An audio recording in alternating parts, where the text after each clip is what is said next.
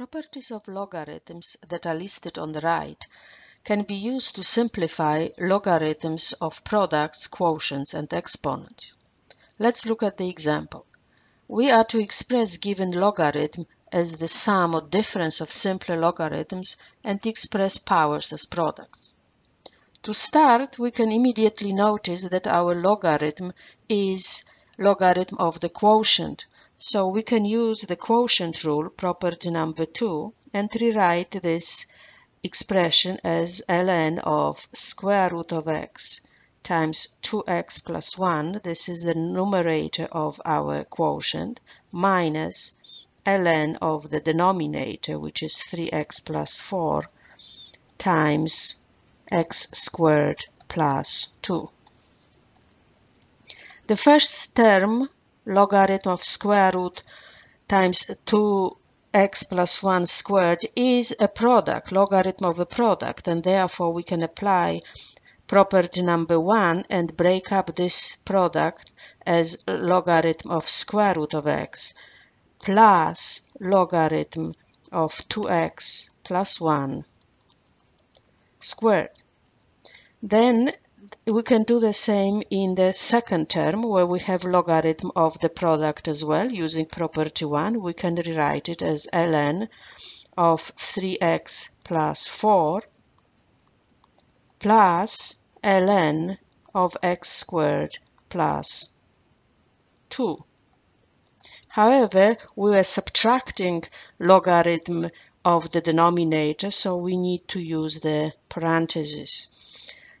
Because we have a minus sign, we are subtracting that sum, really. So now, using the fact that radical can be written as the exponent, we can rewrite the first logarithm as logarithm ln of x to the power 1/2. The second is already written as a power of the expression, so we can use rule 3, power rule, and take the exponent outside of the logarithm. So we'll have 2 ln of 2x plus 1. Then we can distribute the minus sign and we'll have ln of 3x plus 4. This factor, this term doesn't have power, so we do not have to apply rule 3. And the same with the last term, we just need to change the sign after removing the parentheses.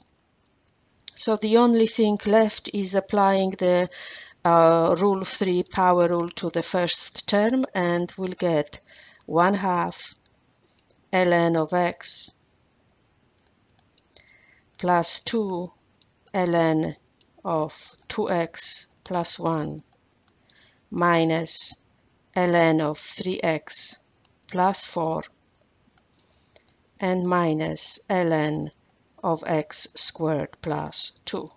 None of the logarithms now can be simplified further because we have in each the sum of two terms. There is no product, no quotient, no exponent. We have to be careful with this whole process because we have to make sure that each of the logarithms that we obtain at the end is well defined. In our case, we have the square root of x in the formula. That means that x has to be greater than 0. It cannot be 0 because if x is 0, it would make the whole fraction inside the logarithm 0, and logarithm of 0 is not defined. So in this expression, from the start, we know that the x has to be greater than 0. And if x is greater than 0, then logarithm ln of x is well defined.